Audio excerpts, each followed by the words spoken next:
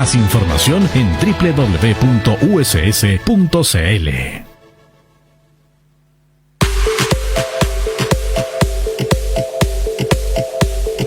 Bueno, y ya estamos de vuelta en el programa Tu Salud, el programa sobre salud comunitaria, acá en Magallanes, y estamos con Sebastián Maldonado, quien está desarrollando un proyecto respecto de educación sexual transgeneracional.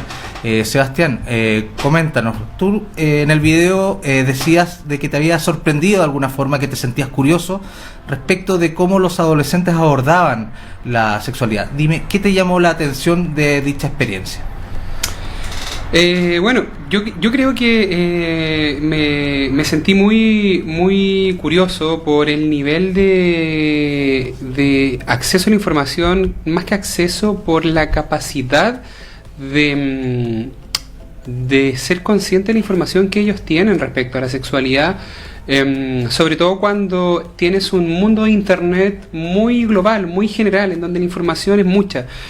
Y me llamó mucho la atención porque uno tiene el sesgo centralista de que cuando va a las regiones, y también hay una baja autoestima regional respecto a lo poco que se sabe o lo desconocido que son las cosas.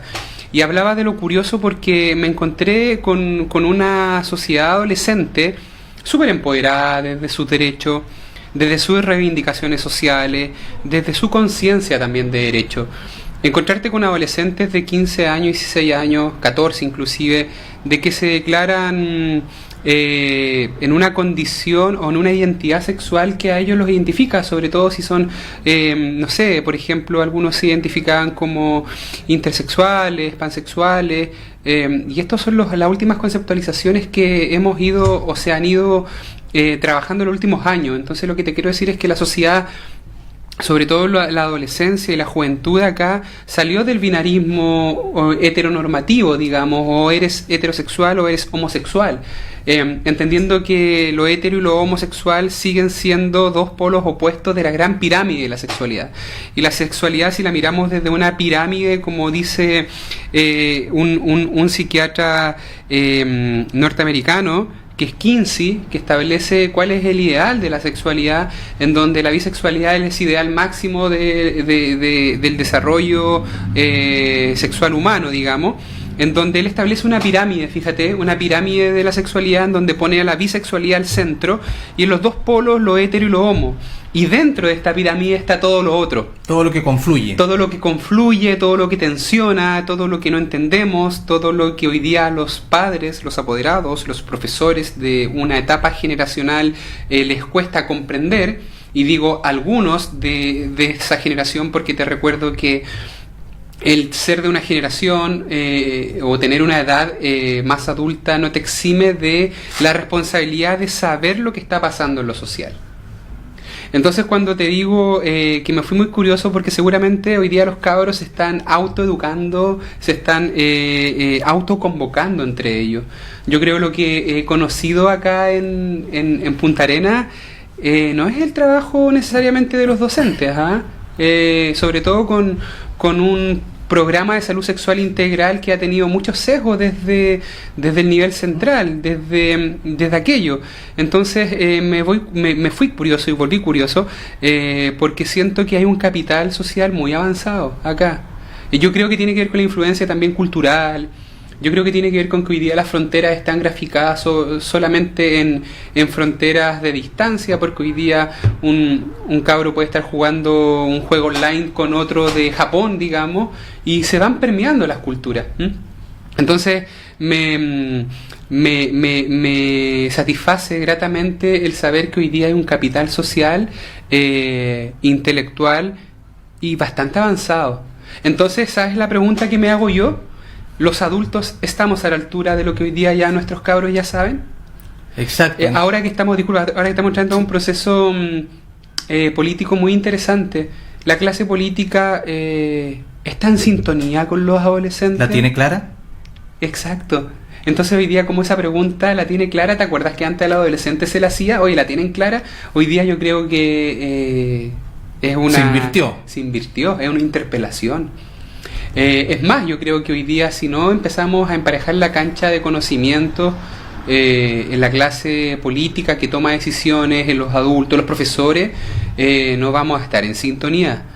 Hoy día yo logro darme cuenta que los adolescentes tienen mucho más conocimientos ganados. Y frente a eso me voy con la inquietud. Ahora no me vuelvo curioso, me voy inquieto.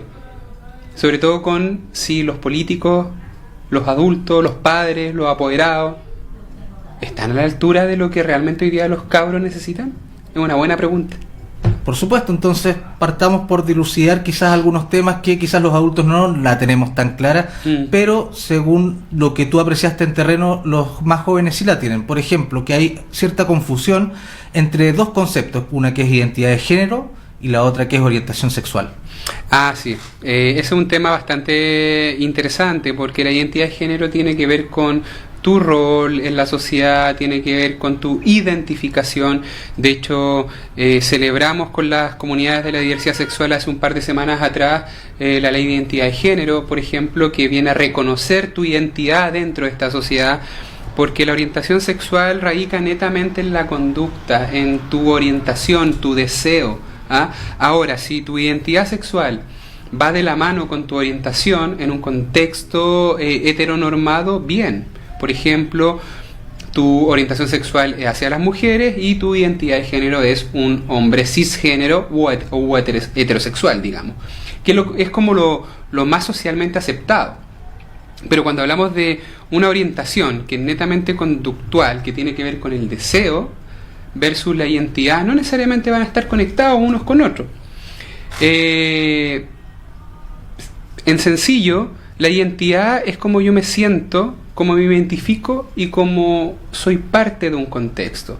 Y yo puedo identificarme como un hombre cisgénero, como una mujer cisgénero, como un hombre bisexual, como un hombre gay, como una mujer bisexual, una mujer transmasculina o un transfemenino, versus que la orientación sexual es el deseo, hacia quién yo tengo atracción. Y aquí se pone más complicado, porque no es hacia quién, sino que también hacia quiénes.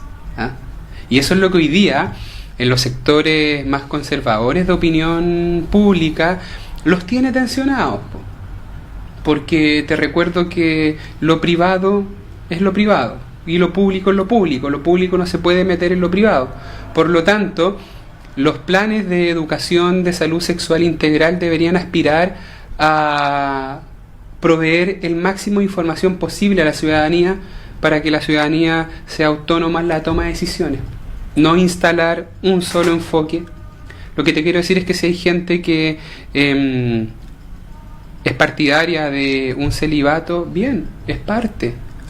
Pero como también hay gente que su identidad sexual la basa en una identidad trans, u otros su orientación sexual la basan en el deseo o la conducta de la atracción hacia personas de su mismo sexo u otros sexos.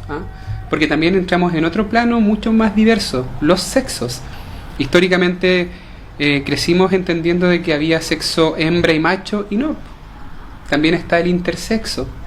Entonces los intersexos es una población muy acotada a nivel mundial, pero que también responde a dos sexos. Entonces lo que te quiero comentar es que la sexualidad, como los humanos, somos muy complejos, y en estas complejidades no hay punto final. Entonces, mientras más nos empecinamos a poner punto final a la sexualidad y enfrascarla en un solo concepto, más nos queda corto, porque ahí está la cultura, las generaciones, etcétera. Perfecto, y en estas dinámicas, como vimos en el video, los jóvenes hablaban delante de sus pares respecto de cómo ellos percibían su sexualidad, respecto de lo cual era su orientación. Dime, más que tu impresión, si te sorprendió o no, si era lo que tú esperabas quizás. Bueno, recién te hablaba un poco del sesgo centralista. Yo creo que cuando uno va a las regiones, yo aprendí a no ir con expectativa, porque creo que lo que pasa en el territorio es muy sacro, y eso que pasa en lo sacro o en lo íntimo, lo sagrado de un territorio, es lo que se va construyendo. Entonces, cuando uno cree que viene de un contexto mucho más urbano, con mucho más acceso, créeme que igual hay desigualdad de información.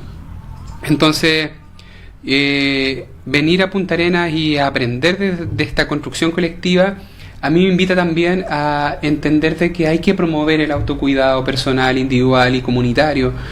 Porque si bien los cabros en el colegio la tienen clara más o menos en dónde está su identidad, te recuerdo que la identidad es un proceso en donde se va configurando también tu personalidad. En la psicología, la personalidad se puede invertir hasta los 34, 35 años más o menos. Entonces la identidad es meramente, y tiene una relación directa con tu personalidad y con tu psiquis, digamos. Entonces, hoy día cuando tu hijo se define como sexo, no, como no binario, digamos, que pues es otra parte de la identidad, donde las personas no se identifican como con lo hetero ni con lo homo, fluyen, eso no quiere decir que están teniendo conductas sexuales de riesgo, ¿me voy a entender? Sí. Porque las conductas sexuales de riesgo son transversales a las identidades. La misma conducta sexual de riesgo que la puede tener un heterosexual, la puede tener un homosexual o un bisexual o un trans, digamos. Claro, es un prejuicio instalado en las generaciones anteriores. Exacto, porque si un adolescente me dice que le gustan los hombres y que se define como hombre gay o mujer gay o mujer lesbiana o lesbiana, me está diciendo cómo se identifica, no necesariamente me está diciendo con quién tiene relaciones sexuales. O cómo se protege para. O cómo se protege para. Yo creo que tenemos un sesgo importante en cómo miramos la sexualidad. Una cosa es cómo yo me identifico y otra cosa es con quién y cómo lo hago. Y ahí también están los parámetros del contrato social que nosotros hemos adquirido. Todos sabemos que de los 18 años para arriba uno tiene el libre albedrío de tener la sexualidad con quien quiera, pero versus los 18 años para abajo estamos hablando de delitos, en eso no hay que perderse, no hay que relativizar el contrato social que hemos negociado como sociedad, ¿no? Pero por otro lado es cómo vamos acompañando lo conductual, es eso. Cómo vamos acompañando los equipos de salud las conductas de riesgo que son transgeneracionales, o sea que un abuelo adulto mayor puede tener los mismos factores de riesgo, no los mismos, pero sí tiene factores de riesgo que un adolescente. O sea, cuando los adultos mayores, no sé, van a una cantina o un burdel y pagan por consumir sexo, eso también es una conducta de riesgo que deberíamos nosotros anticipar, educar, el uso del preservativo, etcétera. Entonces, lo que te quiero decir, Dante, es que ¿qué vamos a acompañar como sistemas de salud o como colegios? Porque los padres también están acompañando el desarrollo íntegro de sus hijos, de sus hijas, o hoy día de sus hijes. ¿Te acuerdas que tiempo atrás apareció el concepto Sí. La palabra que tiene que ver con la reivindicación, porque en la sociedad hay personas que no se sienten ni hombres ni mujeres, porque es el paradigma que primó por... Exacto, la búsqueda de la inclusión. Sí, es la búsqueda de la inclusión, sí, absolutamente. Perfecto, vamos al otro extremo respecto de las edades, por supuesto, el trabajo con los mayores de la población. Uh-huh. Dime, ¿cómo se desarrolló la dinámica con ellos? Mira, con las personas mayores ha sido un tremendo descubrimiento, porque cuando estableces temas de sexualidad en personas mayores también hay una mayor carga histórica. Entonces me acuerdo que llegar a seducir a las personas mayores para que escribieran un relato, un microcuento de su salud, de su vida sexual, digamos, fue un trabajo arduo, porque primero estaba la creencia de que la sexualidad era algo privado y que no se hablaba. Entonces, claro, que viniésemos a hablar de sexualidad con ellos y con ellas era bastante chocante, digamos, porque toda la vida entendieron que la sexualidad era remitida al mundo privado. Entonces lo que me llamó mucho la atención es que lo que pasa acá en Magallanes es el mismo relato que aparece en varias partes del país, del mundo, en donde antes había menos derechos ganados, sobre todo con el derecho de las mujeres. La mujer adquiere derechos cuando sale a votar, cuando sale al mundo del trabajo, por lo tanto está la autonomía también de por medio. Y te encuentras con relatos muy crudos hasta en donde las personas nunca entendieron porque nunca se les garantizó o nunca se les dijo el placer de la sexualidad. Entonces, raya para la suma, te encuentras con personas mayores que le dan una alta carga moral a la sexualidad, en donde la idea del sexo no está puesta en el placer ni en el deseo, sino que está puesta en lo esperado socialmente. Y para muchos adultos mayores de esta región y de otras regiones del país, la sexualidad fue meramente reproductiva, en donde yo me embarazaba porque tenía que tener descendencia o hijos para que trabajaran la tierra o para que fueran parte del sistema familiar económico, digamos. O me podía embarazar por no conocer o no tener acceso a métodos anticonceptivos. Sí, también tiene que ver con el acceso a los métodos anticonceptivos, que es parte de los derechos Y sexuales quizás y la reproductivos. tercera edad antes no los tenía. Claro, o sea, la revolución, existía. claro, de hecho la revolución de los derechos sexuales y reproductivos partió en los años 90. De hecho, cuando aparece la T de cobre como método anticonceptivo, en los años 80 ya apareció la revolución de los derechos sexuales. Pero también te recuerdo que en los 90 las personas tenían que pedirle permiso a la iglesia para confesarse para utilizar método anticonceptivo, porque te recuerdo de que el mundo privado se metía en lo público, insisto con eso. Y claro, hemos ido ganando derechos y también hemos ido ganando acceso.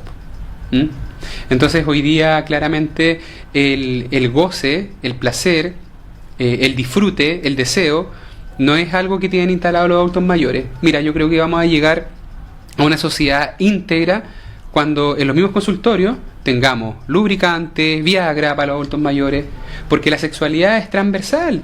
O sea, si te das cuenta, hoy día la oferta de método anticonceptivo está puesta entre los 15 y los 50 años, 45, porque esa es la etapa reproductiva, incluso antes, ¿ah? Pero después anulamos la sexualidad de los adultos mayores. Y yo creo que hoy día anular la sexualidad de los adultos mayores con esta visión romántica del abuelito o la abuelita, ¿ah? Como que el abuelito o la abuelita no tiene sexo. Entonces yo igual me pregunto si mi abuela que está viva tiene sexo o tendría sexo, o si mi abuela se masturba, ¿por qué no? ¿Por qué no? Y entonces en ese contexto lo que está pasando con las personas mayores es una revolución sexual también.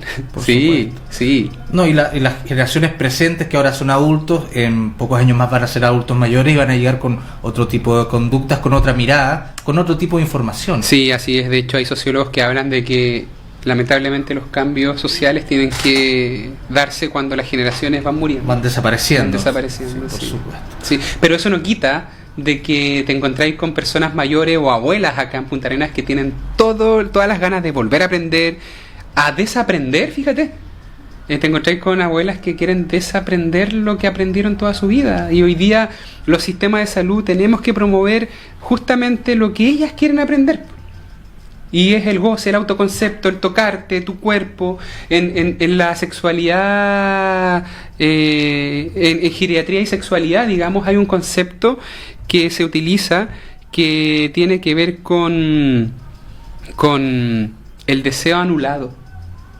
¿Y quién te lo anula? La misma sociedad. Porque pareciera que, insisto, el abuelo es abuelito y mientras más tierno y más acogedor, ese es su rol. Y cuando un abuelo, no sé, me acuerdo de un caso en el campo del Maule, que fue sorprendido masturbándose en la calle, fue como rotulado como el viejo depravado de la comuna. Entonces, sin ninguna evaluación previa. Sin ninguna, claro. Y entonces, frente a eso, hay un verdadero estigma respecto a la sexualidad, y que yo espero que incluso nuestra generación, en unos 30 años más, cuando tengamos 60 años, efectivamente reivindiquemos los derechos que se fueron arrebatados por los momentos históricos nomás. Perfecto. Bueno, y también este trabajo va con un tercer elemento, que es trabajar con los funcionarios del CEFAM Carlos Ibáñez, y que tiene como objetivo ver, analizar y replantear el trabajo que se tiene con el usuario, partiendo desde el mismo concepto de usuario como vecino. Exacto. Este proyecto, a mi juicio, es muy triangulado, ¿eh?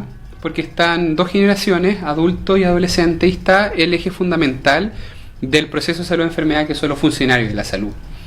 Este proyecto se está realizando en un CEFAM, por lo tanto dejan desventaja a los otros, porque este territorio gana experiencia. Entonces, qué bonito sería si este mismo proyecto se transversaliza o se repite, porque estamos hablando de una comuna entera. Esto es la muestra de un lugar de la comuna. Entonces, el trato usuario responde a cómo nosotros estamos mirando a este usuario o mal llamado paciente y cómo revertimos a esta situación al vecino que yo le entrego el derecho a la salud.